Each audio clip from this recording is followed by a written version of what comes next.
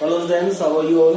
In previous class, I was telling you about features of living organisms. Okay, आज की class में भी हम कुछ कैरेक्टर्स के बारे में पढ़ेंगे, ठीक है, जो प्रेजेंट होते हैं only in living organisms. Okay, जैसे हम बात कर रहे हैं फर्स्ट होम्योस्टेसिस, ठीक है. This character occurs only in living organisms, ठीक है. Each and every living organisms consist this characteristics homeostasis, ठीक है. पहले इसके बारे में आप जान लें कि what the mean of your homeostasis, ठीक है. होता क्या होता कि जो भी वर्ल्ड के अंदर, ठीक है, जो भी हमारे एनवायरमेंट के अंदर, ठीक है, लिविंग ऑर्गेनिम्स होता है, चाहे वो बैक्टीरिया है या फिर ह्यूज एलिफेंट है, ठीक है. Each and every living organisms, ठीक है, इवन प्लांट्स भी, चाहे वो एक्वाटिक प्लांट्स है या डेजर्टिक प्लांट्स है या फिर वो टेरेस्ट्रियल प्लांट्स है, ठीक है. Each and every living organisms maintain their internal body environments for doing different kinds of activities, ठीक है. क्योंकि जब तक अंदर का बॉडी का एनवायरमेंट्स वो मेंटेन नहीं करके रखेंगे तो अंदर के जो बेटा इंटरनल ऑर्गन्स होते हैं ना, इनके फंक्शंस क्या हो जाएंगे, डिस्टर्ब हो जाएंगे, ठीक है. आपको पता है इस चीज का कि जो इंटरनल जो ऑर्गन्स होते हैं बॉडी के, ठीक है, they consist special kind of tissues, ठीक है. Tissues consist special kind of similar और डिसिमिलर सेल्स. सेल्स के अंदर पर डिफरेंट केमिकल एलिमेंट्स होते हैं. These elements provides help in chemical reactions and during chemical reactions energy is formed, ठीक है. और कुछ अदर प्रोडक्ट्स भी बनते हैं that are utilized by living organisms for doing their activities, ठीक है. लेकिन जब तक पीएच लेवल, टेम्परेचर बॉडी का, एसिडिटी, ठीक है, जब तक ये लेवल में नहीं है तो ये हमारे जो बॉडी के फंक्शंस होते हैं बेटा वो क्या हो जाते हैं, डिस्टर्ब हो जाते हैं, ठीक है. जैसे एग्जांपल दूं ह्यूमंस का आपको मैं कि हमारे ब्रेन के अंदर एक ऑर्गन है थर्मो रेगुलेटरी ऑर्गन, ठीक है. जो ये थर्मो रेगुलेटरी ऑर्गन होता है बेटा it maintain our body temperature in adverse condition, ठीक है. जैसे बाहर बहुत ज्यादा गर्मी पड़ रही है, ठीक है, वहां का टेम्परेचर क्या ज्यादा है बाहर का, ठीक है. तो अब क्या है, हमारी बॉडी का टेम्परेचर कितना होता है 37. तो उसको मेंटेन करने में ये थर्मो रेगुलेटरी ऑर्गन जो हमारे ब्रेन के अंदर प्रेजेंट है वो हेल्प करता है, ठीक है. समझे आप इस चीज को. अब जैसे हम बात कर रहे हो पोलर फॉक्स की, पोलर बियर्स की, पोलर वोल्फ की, ये कहाँ पे होते हैं, पोलर रीजन्स में. और पोलर रीजन में टेम्परेचर क्या होता है, बहुत लो होता है, ठीक है. तो इनके अंदर भी कुछ ऐसे थर्मो रेगुलेटरी ऑर्गन्स होते हैं जो इनके अंदर का बॉडी का एनवायरमेंट को, मतलब टेम्परेचर को मेंटेन करके रखते हैं. समझ रहे हैं आप इस चीज को, ठीक है. जैसे हमारी बॉडी का पीएच लेवल है, जैसे बॉडी फ्लूइड्स जो होते हैं, जैसे ब्लड बॉडी फ्लूइड है, यू नो वेरी वेल, तो उसका पीएच लेवल कितना है 7.3 बेसिक होता है, ठीक है, लाइटली बेसिक होता है ब्लड हमारा, ठीक है. तो यानी कि उसका पीएच भी मेंटेन कौन कर रहा है बेटा, हमारे अंदर का बॉडी का एनवायरमेंट, ठीक है. और हम लिविंग ऑर्गेनिजम्स हैं, वी शो होम्योस्टेसिस प्रोसेस, ठीक है. जैसे एक बैक्टीरिया है, ठीक है, थर्मोफिलिक, ठीक है. थर्मोफिलिक का मतलब होता है बेटा कि वो बैक्टीरिया जो सर्वाइव कर सकते हैं इन हाई टेम्परेचर, ठीक है, या तो हॉट स्प्रिंग्स में, ठीक है, या फिर वो under the depth of the soil जहां पर टेम्परेचर क्या होता है, बहुत ज्यादा होता है, ठीक है. अब आप थर्मोफिलिक बैक्टीरिया को, ठीक है, ट्रांसफर कर दें कहां पर, सलाइन वाटर के अंदर, ठीक है, तो they will not survive in saline water, ठीक है, क्योंकि वो अपनी बॉडी को वहां पर मेंटेन नहीं कर पाएंगे, ठीक है. उनका जो बॉडी का एनवायरमेंट है, ठीक है, वो सलाइन वाटर को जो सॉल्ट कंसेंट्रेशन है उसको मेंटेन नहीं कर पाएगा, ठीक है. हाँ, उनकी बॉडी के अंदर कुछ ऐसा सिस्टम है कि जो हाई टेम्परेचर को अडेप्ट कर सकता है, ठीक है. अब जैसे क्रायोफिलिक बैक्टीरिया है, क्रायोफिलिक कौन होते हैं, जो लो टेम्परेचर पे सर्वाइव कर सकते हैं. अब क्रायोफिलिक को आप चाहेंगे भाई सर्वाइव करें कहां पर, हॉट एनवायरमेंट्स में, ठीक है, तो वो नहीं कर पाएगा, ठीक है. हर किसी के पास अपने बॉडी को मेंटेन करने के लिए, ठीक है, जो अपनी बॉडी को मेंटेन करने के लिए स्पेशल कैरेक्टर्स होते हैं, ठीक है. तभी बोला है कि each and every living organisms maintain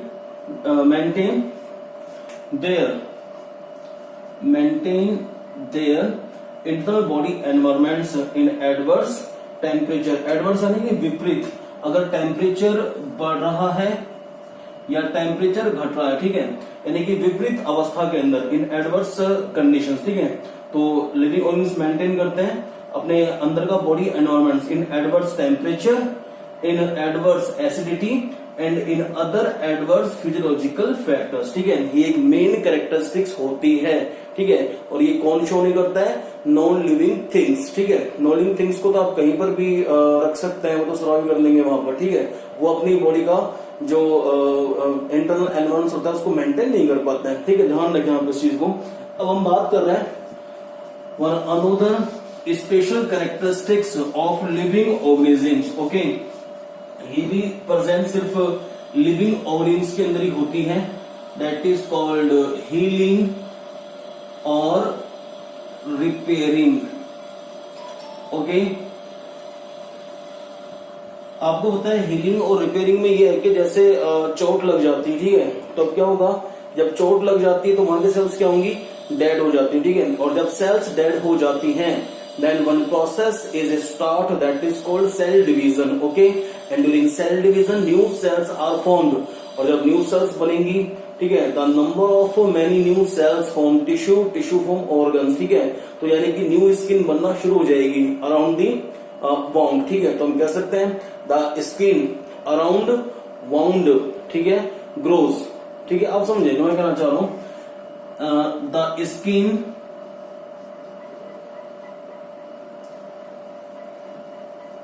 around the wound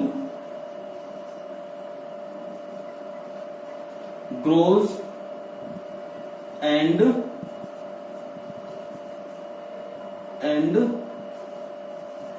heels it, ठीक है, कि नई स्किन बनना शुरू हो जाती है किसके चारों तरफ? वाउंड के चारों तरफ, ठीक है। और लेकिन अब ध्यान रखें कि स्किन बनना शुरू कब होगी?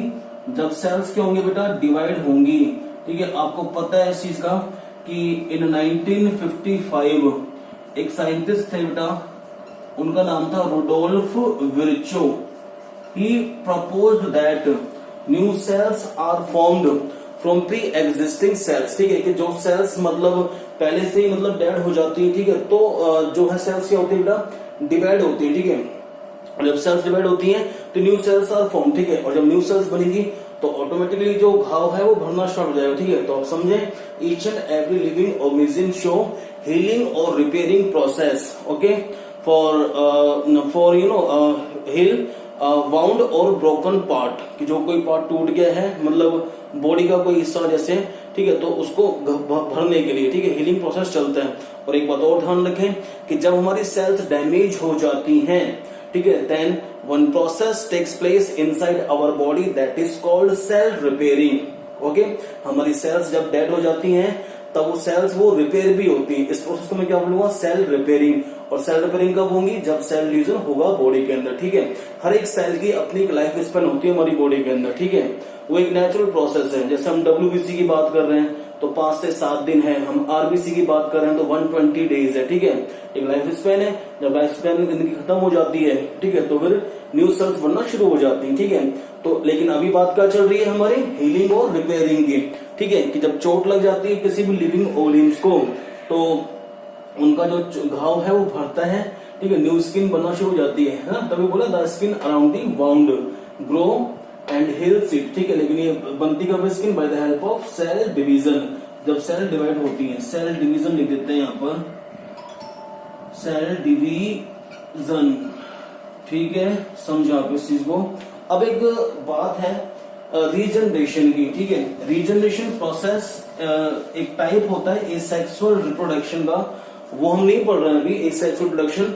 लेकिन कुछ जो सिंपल ऑर्गेनिज्म्स होते हैं जैसे स्टार फिश हो गया, ऑक्टोपस हो गया, दे शो रीजनरेशन प्रोसेस, ठीक है। वो रिप्रोडक्शन शो नहीं करते हैं रीजनरेशन से, ठीक है, लेकिन उनके केस में क्या है कि जैसे स्टार फिश है, ठीक है, तो स्टार फिश भी एक रिपेयरिंग प्रोसेस शो कर रही है, उसको हमने नाम दे दिया रीजनरेशन, ठीक है। स्टार फिश को कितनी आर्म्स होती हैं? एक मिनट, स्टार शेप होती है,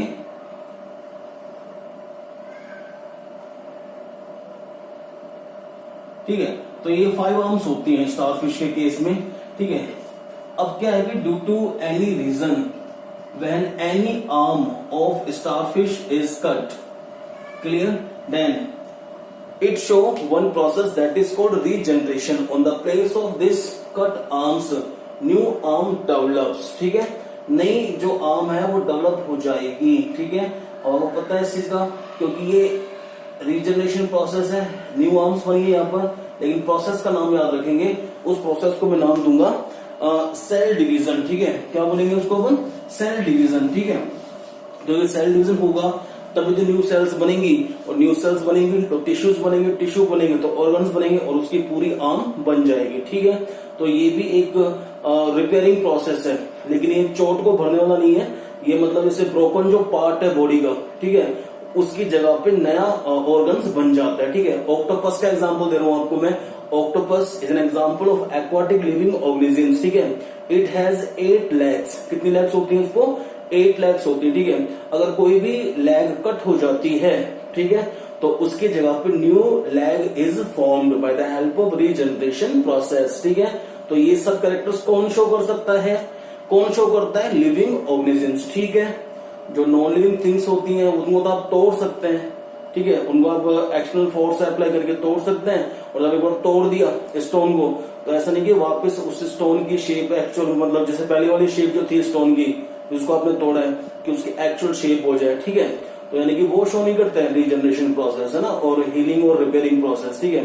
अब ऐसे माइस की टेल है, लिजार्ड की टेल है, जब वो कट जाती है तो उसकी जगह पर दूसरी टेल इज फॉर्म्ड, ठीक है। तो ये मतलब ये होता है सिंपल ऑर्गेन्स के अंदर, ठीक है। लेकिन जो कॉम्प्लेक्स ऑर्गेन्स होते हैं, जैसे हम लोग हैं, ठीक है, कैट है, डॉग है, अब जैसे अपनी कोई अंगली कट जाती है, ठीक है, तो ऐसा नहीं कि अपनी इस फिंगर की जगह पे कोई दूसरी फिंगर डेवलप हो जाएगी, ठीक है। हम शो नहीं करते हैं कॉम्प्लेक्स लिविंग ऑर्गेन्स, क्योंकि जो एक फिंगर है ये बहुत सारी सेल्स रखती है, और एक साथ बहुत सारी सेल्स की फॉर्मेशन होना एक टिपिकल वो हो जाता है, ठीक है। तो समझे प्रोसेस के इस कैरेक्टर्स के बारे में, हीलिंग और रिपेयरिंग के बारे में, ठीक है। अब एक जो कैरेक्टर्स है इट इज कॉल्ड अडेप्टेशन, ठीक है। Adaptation means each living organism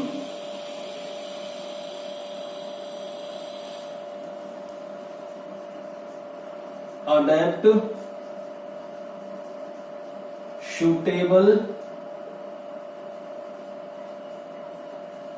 environment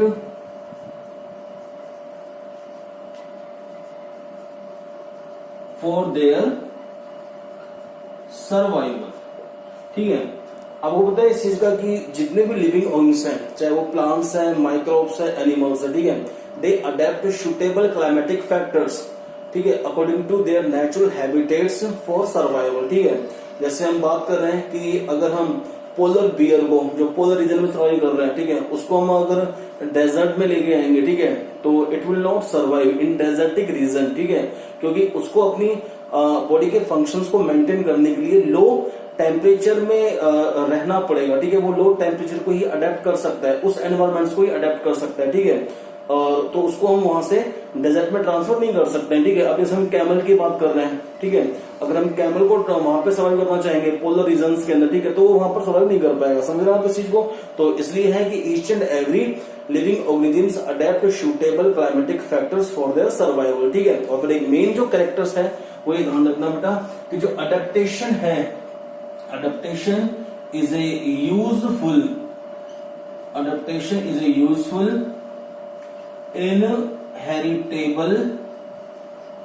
inheritable change, okay. ये क्या बेटा अडेप्टेशन? एक यूजफुल इनहेरिटेबल चेंज है that make living organisms suitable to adapt well environments for their survival, ठीक है।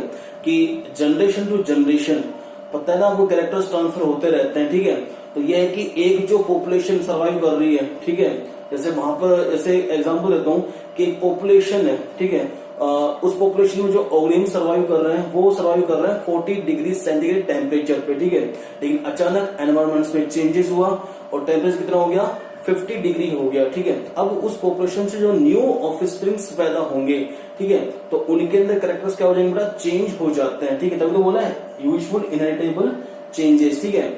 और जब ये इनहेरिटेबल चेंजेस होंगे न्यू पॉपुलेशन के अंदर तो वो इजीली अडेप्ट कर लेंगे उस चेंजेबल एनवायरमेंट्स को, ठीक है। तो समझे आप इस चीज को कि अडेप्टेशन भी लिविंग ऑर्गेनिज्म का एक मेन कैरेक्टरिस्टिक्स होता है, ठीक है।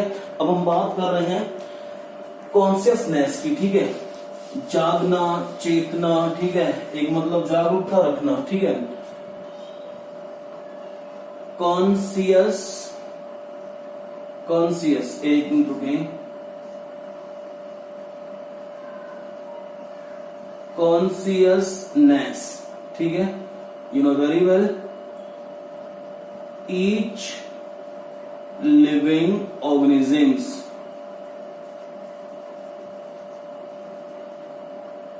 shows response against external stimulus like cold, hot, pain, etc. ठीक है, पता है वो चीज का कि जो हायर लिविंग ऑर्गन्स होते हैं they consist sense organs, okay. तो क्या है कि बेटा जो सेंस ऑर्गन्स होते हैं, सेंस ऑर्गन्स में प्रेजेंट नर्व सेल्स, ठीक है, nerve cells transfer आउटो information into the brain, ठीक है, और हमारा ब्रेन इन्फॉर्मेशन भेजता है रेस्पॉन्स करने के लिए, ठीक है। तो यानी कि जितने भी लिविंग ऑर्गन्स हैं दे show response against external stimulus, ठीक है। अब जैसे किसी ऑर्गन्स की, जैसे ह्यूमंस का एग्जांपल दे रहा हूं मैं, कि मैं किसी के आंख के सामने टॉर्च लगा रहा हूं, ठीक है, तो उसकी आंख ऑटोमेटिकली हो जाएंगे बेटा, बंद हो जाएंगे, ठीक है। आंखें क्या है, सेंस ऑर्गन है, ठीक है, आंखों को इन्फॉर्मेशन मिली है कि भाई लाइट आ रही है, एक साथ काफी लाइट आ रही है, ठीक है, तो अब क्या है कि ब्रेन ने इन्फॉर्मेशन भेजी है, ठीक है, रेस्पॉन्स करने के लिए, तो आंखें तुरंत क्या बंद हो जाती है, ठीक है। तो ये एक फास्ट एक रेस्पॉन्स होता है, ठीक है, जिसमें nerve cells play major role. जैसे हॉट यूटेंसिल्स है, आपने टच कर दिया हॉट यूटेंसिल्स को, ठीक है, तो फिर जैसे ही टच किया आपको गर्माहट लगी, ठीक है, तो ये इंफॉर्मेशन थी जो कहां पहुंची है, ब्रेन में, ब्रेन ने सिग्नल भेजा है कि भाई वहां पे खतरा है, वो चीज गर्म है, तो वहां से अपना हाथ तुरंत आपने पीछे कर दिया, ठीक है। तो ये रेस्पॉन्स है, और रेस्पॉन्स कौन शो करता है, लिविंग ऑर्गेनिज्म, ठीक है। जो प्लांट्स होती हैं, प्लांट्स, ठीक है, plants do not consist nervous system, उनके पास नर्वस सिस्टम नहीं होता है, ठीक है, but they show response against external stimulus. हम मूवमेंट के बारे में पढ़ रहे थे तो मैंने आपसे कहा था कि कुछ फैक्टर्स ऐसे होते हैं, कुछ स्टिमुलस ऐसे होते हैं बेटा जिनके अगेंस्ट प्लांट शो करते हैं रेस्पॉन्स, ठीक है, जैसे थाइमोट्रोपिज्म, ये एक मूवमेंट भी है और रेस्पॉन्स भी है इन केस ऑफ प्लांट्स, ठीक है। जैसे थाइमोट्रोपिज्म क्या है कि छुई हुई लाजवंती जो प्लांट होता है, ठीक है, उसकी लीव्स को जैसे आपने टच किया तो टच करना क्या हो गया, एक्सटर्नल स्टिमुलस, ठीक है, और जो जैसे टच किया तो लीव्स क्या हो जाएंगी बेटा, टर्न्स ना, फोल्ड्स अप, वो झुक जाएंगे नीचे ना, वो फोल्ड्स हो जाएंगे लीव्स। तो ये भी क्या एक तरह से रेस्पॉन्स है, किसके अगेंस्ट, एक्सटर्नल स्टिमुलस के अगेंस्ट, ठीक है। फिर बात अपनी फोटोट्रोपिज्म की, ये मूवमेंट भी है, रेस्पॉन्स भी है, ठीक है, कि आपने एक डार्क रूम में, एग्जांपल दे चुका हूं पहले आपको मैं, लेकिन आप समझे, दोबारा बता रहा हूं आपको इस चीज को, कि जैसे हम एक डार्क रूम में, ठीक है, एक प्लांट रख रहे हैं, ठीक है, और वहां पर एक छोटा होल है जहां से सनलाइट आ रही है, तो जो प्लांट का फेस है वो किस तरफ मूव करेगा, टुवर्ड्स सनलाइट, ठीक है। तो एक रेस्पॉन्स है जो कौन शो करता है, लिविंग ऑर्गेनिजम्स, ठीक है। लेकिन जो नॉन लिविंग थिंग्स होती हैं वो शो नहीं करती है किसको, रेस्पॉन्स को, कौन शो करता है, सिर्फ लिविंग ऑर्गेनिजम्स, ओके। अब जो लास्ट मेन जो कैरेक्टर आ रहा है लिविंग ऑर्गेनिजम्स का, ठीक है, इसके बाद जो कैरेक्टर्स आपको मैं पढ़ा रहा था, ठीक है, लिविंग ऑर्गेनिजम्स के, वो कैरेक्टर्स बेटा कंप्लीट हो जाएंगे, ठीक है, समझ रहे हैं आप इस चीज को। एक एक्सेप्शन और है कैरेक्टरिस्टिक्स कि वो शो तो करते हैं लिविंग ऑर्गेनिजम्स, लेकिन कुछ लिविंग ऑर्गेनिजम्स ऐसे होते हैं जो उस कैरेक्टर को शो नहीं कर पाते, वो बताऊंगा आपको भी मैं, ठीक है। अब जो मेन जो लास्ट कैरेक्टर्स है वो है बेटा डेथ, ठीक है, जन्म मरण वाली बात है कि जिसने जन्म लिया है वो मरेगा, ठीक है। डेथ एक परमानेंट फीचर है, इसको लिख देते हैं यहाँ पर, परमानेंट फीचर, ओके। और in case of death it is termination, termination means क्या होता है, स्टॉप होना, रुकना, it is termination of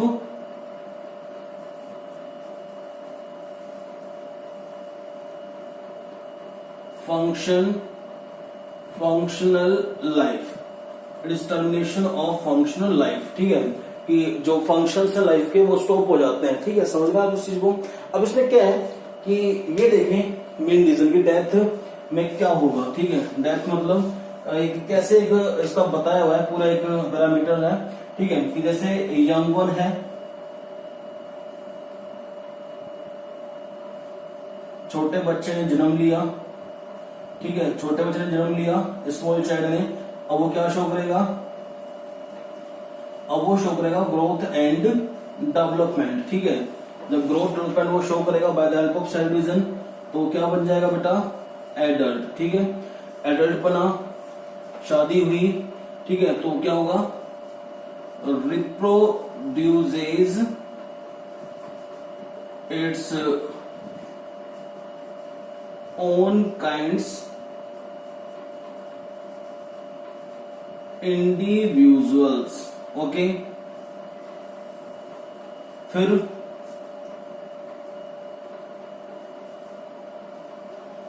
grows, ageing, उम्र बढ़ती रहेगी। उसके बाद में वो क्या हो जाएगा बेटा, बूढ़ा हो जाएगा, ओल्ड मैन। ठीक है, और ओल्ड मैन के बाद लास्ट में हम लिखेंगे यहां पर डेथ। ठीक है, तो ये स्टेज है, यंग वन, ग्रोथ डेवलपमेंट हुआ। ठीक है, मतलब और जब ग्रोथ डेवलपमेंट होती है, ठीक है, तो क्या वो पता ना आपको, बॉडी मास है, बॉडी वेट है, हाइट है, सब इंक्रीज होती है। ठीक है, एक पर्टिकुलर एज तक। ठीक है, क्योंकि एनिमल्स की बात कर रहा हूं मैं। ठीक है, ह्यूमंस का एग्जांपल दिया आपको मैंने, तो एक पर्टिकुलर एज तक की ग्रोथ डेवलपमेंट चलता है। ठीक है, और प्लांट्स के केस में अनलिमिटेड ग्रोथ होती है। समझ रहे हैं आप इस चीज को। एडल्ट बना, ठीक है, एडल्ट हुआ, एडल्ट बना। ठीक है, फिर उसके जो सेक्स ऑर्गन से मैच्योर हुए।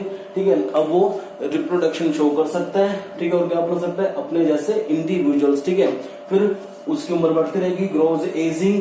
ठीक है, फिर वो बूढ़ा होगा, और लास्ट में फिर क्या बेटा, डेथ है। ठीक है, इसलिए बोले जो डेथ है it is permanent feature of living organisms. ठीक है, समझ रहे हैं आप इस चीज को, जिसमें जो लाइफ के फंक्शंस हैं, ठीक है, वो रुक जाते हैं, वो स्टॉप हो जाते हैं। ठीक है, अब मैंने बताया था आपको कि एक लिविंग ऑर्गेनिज्म का कैरेक्टर्स है जिसको लिविंग ऑर्गेनिज्म शो करते हैं।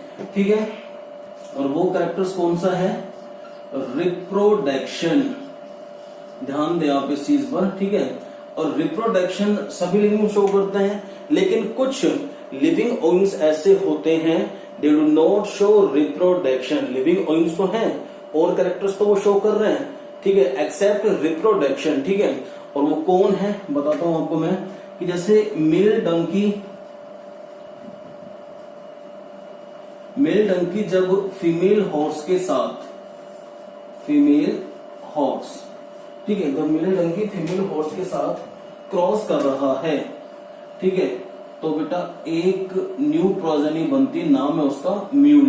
क्या नाम है, म्यूल। ठीक है, म्यूल हायर लिविंग ऑर्गेनिज्म है। ठीक है, it does not show reproduction. ठीक है, ये न्यूट्रल होता है, और कैरेक्टर्स तो शो कर रहा है, लेकिन किसको छोड़ के, रिप्रोडक्शन को। ठीक है, ये एक्सेप्शन है। ठीक है, एक क्या होता है कि जो वर्कर्स बीज होती हैं, ठीक है, वो प्रोडक्शन शो नहीं करती। ठीक है, और तीसरा है ह्यूमंस के केस में इनफर्टाइल ह्यूमंस। जो इनफर्टाइल ह्यूमंस होते हैं वो भी शो नहीं करते हैं रिप्रोडक्शन। ठीक है, तो ये लिविंग ऑर्गेनिज्म की कैरेक्टरिस्टिक थी जो आप जान चुके हैं। अब हम नेक्स्ट टॉपिक जो होगा बेटा हमारा, वो होगा डायवर्सिटी इन लिविंग वर्ल्ड। ठीक है, थोड़ा बहुत रिवाइज कर देता हूं आपको मैं। डायवर्सिटी इन लिविंग वर्ल्ड्स का मतलब ये है, you know very well, in our surrounding. ठीक है, there are different kinds of living organisms occurs, okay, and they survive in environments according to their natural habitats. Okay, topic लिख देते हैं अपन,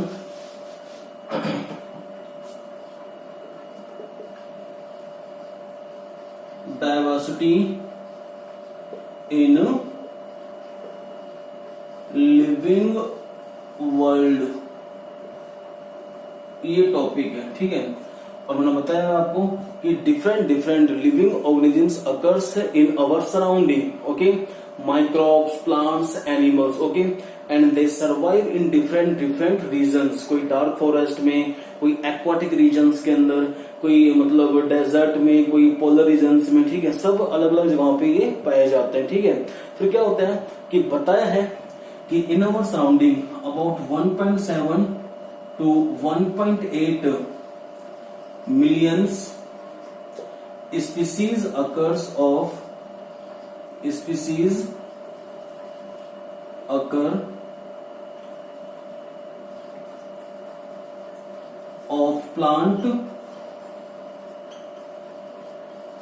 of plants and animals, ठीक है। और ये refer करते हैं तक इसको बायोडाइवर्सिटी, ओके। पता है आपको कि जो बायोडाइवर्सिटी वर्ड है, it is made up by two words, bio plus diversity. Here bio means life of living organisms, okay, this indicates living system and diversity means variations, ठीक है। आपको पता है इस चीज का कि different different varieties of plants and animals occurs in different different regions, ठीक है। और वही बनाते हैं बेटा कंबाइनली एक बायोडाइवर्सिटी, ठीक है। जैसे different different numbers of plants animals, different different varieties of plants and animals, ठीक है। तो वही क्या बना रहा है, एक बायोडाइवर्सिटी, ठीक है। डिफरेंट मतलब कहते हैं ना फ्लोरा एंड फोना, फोना क्या है यहाँ पर, different varieties of animals, and flora means different varieties of plants, ठीक है। कंबाइनली मेक बायोडाइवर्सिटी, समझ रहे हैं आप इस चीज को, ठीक है। लेकिन आपको इतना ध्यान रखना है कि each and every living organism, चाहे वो प्लांट्स है या फिर एनिमल्स है, ठीक है, each and every living organism represent species, सबकी अलग अलग स्पीसीज होती है। इट इज कह सकते हैं कि it is an unique characteristics of living organism, ठीक है, कि जितने भी प्लांट्स एनिमल्स हैं, ठीक है, they represent species, they consist species, ठीक है। तभी इनको हम डिफरेंशिएट कर सकते हैं फ्रॉम अदर ऑर्गेनिज्म, ठीक है। अब हम नेक्स्ट टॉपिक जो होगा बेटा हमारा होगा कॉन्सेप्ट ऑफ सिस्टमेटिक्स, ठीक है, जिसके बारे में पढ़ेंगे नेक्स्ट वीडियो के अंदर, ओके बेटा, थैंक यू।